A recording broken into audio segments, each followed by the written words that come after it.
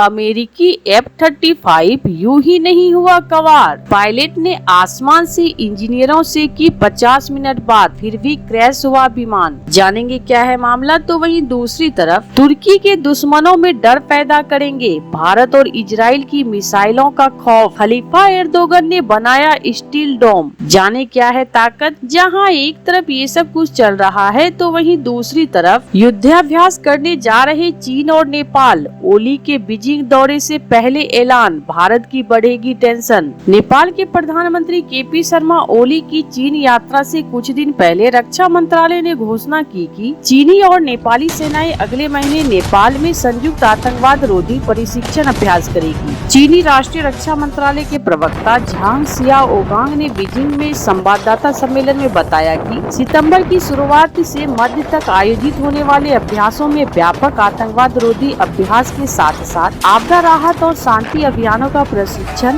भी शामिल होगा। झांग ने कहा कि यह पीपुल लिबरेशन आर्मी और नेपाली सशस्त्र बलों के बीच 5वां संयुक्त प्रशिक्षण होगा और इसमें उनकी संयुक्त आतंकवाद रोधी क्षमताएं बढ़ेगी तथा दोनों सेनाओं के बीच पारंपरिक मित्रता और व्यावहारिक सहयोग और मजबूत होगा। चीन और नेपाल इससे पहले भी 4 बार युद्धाभ्यास कर चुके हैं। ओली के कार्यक्रम में चीन और नेपाल के राजनीतिक और सैन्य संबंध मजबूत हुए हैं। प्रधानमंत्री ओली शनिवार को 5 दिवसीय यात्रा पर चीन पहुंचेंगे और इस दौरान वह तियानजिन में SCO+ शिखर सम्मेलन में भाग लेंगे। नेपाल संघाई सहयोग संगठन के वार्ता साझेदार है, जिसमें रूस, Bharat, Iran, Kazakhstan, Kyrgyzstan, Pakistan, Tajikistan, Uzbekistan, Belarus और चीन शामिल हैं। नेपाल के विदेश मंत्रालय ने बुधवार को एक बयान में कहा कि अपनी यात्रा के दौरान ओली चीन के राष्ट्रपति शी जिनपिंग से मुलाकात करेंगे और 1 सितंबर को SCO+ शिखर सम्मेलन को संबोधित करेंगे। शिखर सम्मेलन में भाग लेने के अलावा ओली 3 सितंबर को बीजिंग में द्वितीय विश्व युद्ध के दौरान जापानी आक्रमण के खिलाफ जीत की याद में आयोजित सैन्य परेड कार्यक्रम में भी शामिल होंगे। इस कार्यक्रम में विदेशी नेताओं और आमंत्रित करने संबंधित चीन के निर्णय से जापान के साथ कूटनीतिक विवाद उत्पन्न हो गया है। जापान ने विश्व के नेताओं से इसमें भाग न लेने का आग्रह किया और कहा कि इस कार्यक्रम में जापान विरोधी भावनाएं हैं। चीन ने इस टिप्पणी पर जापान के सक्षम कूटनीतिक विरोध दर्ज कराया है। ओली के अलावा पाकिस्तान के प्रधानमंत्री शहबाज शरीफ और मालदीव के राष्ट्रपति मोहम्मद मोइजू भी परेड में शामिल होंगे। चीन और भारत के बीच सीमा विवाद जग जाहिर है। चीन लंबे समय से नेपाल के जरिए भारत को घेरने की कोशिश करता रहा है। नेपाल में भारत विरोधी भावनाएं फैलने में चीन की भूमिका किसी से छिपी नहीं है। ऐसे में नेपाल के साथ चीन के मजबूत रिश्ते भारत को टेंशन को बढ़ा सकते हैं। वे भी तब जब नेपाल में केपी शर्मा ओली के नेतृत्व वाली कम्युनिस्ट सरकार एंटी भारत एजेंडा को तेजी से आगे बढ़ा रही है। तो वहीं दूसरी तरफ तुर्की के राष्ट्रपति एर्दोगन ने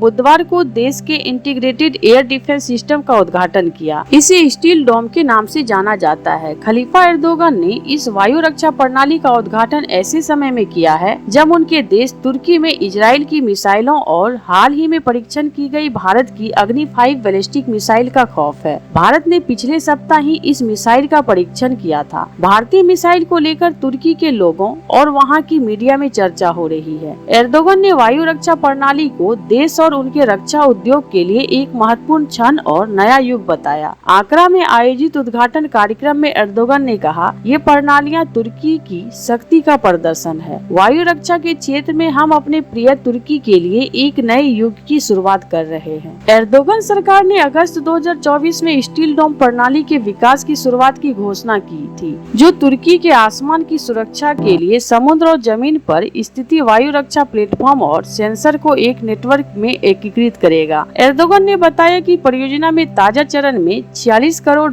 की कीमत के 47 वाहन शामिल हैं, जो हमारे दोस्तों पर भरोसा और हमारे दुश्मन में डर पैदा करेंगे। हालांकि तुर्की ने यह नहीं बताया कि यह प्रणाली पूरी तरह से कब चालू होगी। एर्दोगन ने कहा कि कोई भी देश जो अपने रडार और वायु रक्षा प्रणाली विकसित नहीं कर सकता, वह वर्तमान सुरक्षा चुनौती के मद्देनजर अपने भविष्य को आत्मविश्वास से नहीं देख सकता। तुर्की का इंटीग्रेटेड एयर डिफेंस सिस्टम ऐसे समय में सामने आया जब बीते एक साल में उसके पड़ोसी इजराइल ने बीते हर साल के क्षेत्र में अपने हवाई क्षमता का लोहा मनवाया है। इजराइल ने लेबनान से लेकर ईरान और यमन तक हवाई हमले किए हैं। इसके अलावा वह तुर्की के प्रभुत्व वाले सीरियाई शासन के खिलाफ भी हमलावर है। ऐसे में तुर्की को लगातार डर बना हुआ है। इस बीच भारत ने बीते सप्ताह मध्यम दूरी के बैलिस्टिक मिसाइल अग्नि 5 का परीक्षण करके तुर्की की टेंशन बढ़ा दी है। 5000 किलोमीटर की दूरी तक निशाना बनाने में सक्षम अग्नि 5 मिसाइल की रेंज में चीन और पूरे एशिया समेत यूरोप के कई इलाके शामिल है। भारतीय मिसाइल के सफल परीक्षण के बाद तुर्की ने मीडिया में भी इसे लेकर चर्चा हुई है, जिसमें इसकी रेंज की खास तौर पर चर्चा की गई है। जहां एक तरफ ये सब कुछ चल रहा है तो वहीं दूसरी तरफ अमेरिकी लड़ाकू विमान लॉकहीड मार्टिन F-35 की खूब चर्चा हो रही है। यह 5वीं पीढ़ी का अब तक का सबसे सफल लड़ाकू विमान है, जो कई देशों की वायु सेनाओं में शामिल है। हालांकि इस विमान को लेकर ऑपरेट करने वाले देशों की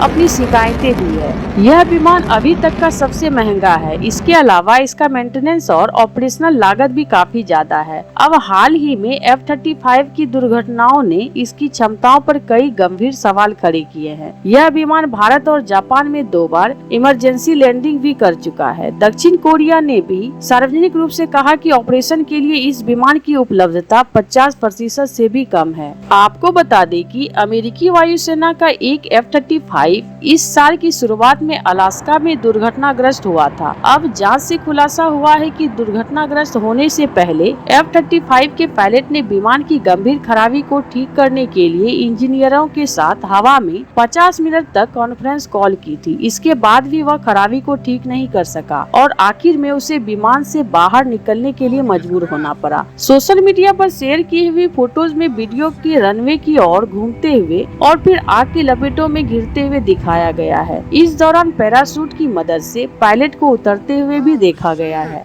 कुछ रिपोर्ट के अनुसार F-35 के आगे और मेन लैंडिंग गियर की हाइड्रोलिक लाइनें में बर्फ जमने के कारण उसे ठीक से लैंडिंग करना मुश्किल हो गया था। उड़ान भरने के बाद जब पायलट ने लैंडिंग गियर को बंद करने की कोशिश की तो वह नाकाम रहा। इसके बाद फिर से नीचे करने पर आगे का लैंडिंग गियर बाएं साइड में घुमाकर फंस गया। जब पायलट ने इसे ठीक करने की कोशिश की तो विमान नियंत्रण से बाहर हो गया। इसके बाद पायलट ने लॉकहीड मार्टिन के 5 इंजीनियरों के साथ कॉन्फ्रेंस कॉल की, जो करीब 50 मिनट तक चली, लेकिन इससे भी कोई हल नहीं निकला। इसके बाद पायलट ने आखिरी उपाय के तौर पर जाम नोज गियर को सीधा करते हुए 2 बार टच एंड गो लैंडिंग का प्रयास किया, लेकिन दोनों बार वह नाकाम रहा। इससे लैंडिंग गियर और बुरी तरह से फंस गए। इसके बाद जेट में लगे सेंसर ने गलत संकेत दिया कि वह जमीन पर उतर चुका है, जिससे विमान पूरी तरह से कंट्रोल से बाहर हो गया। इसके कारण पायलट को विमान को छोड़कर बाहर निकलने के लिए मजबूर होना पड़ा। ऐसे आपको क्या लगता है? इन सब मामलों में आपकी क्या राय है? कमेंट कर जरूर बताएं। जल्द मिलते हैं अगले वीडियो में नई खबर के साथ।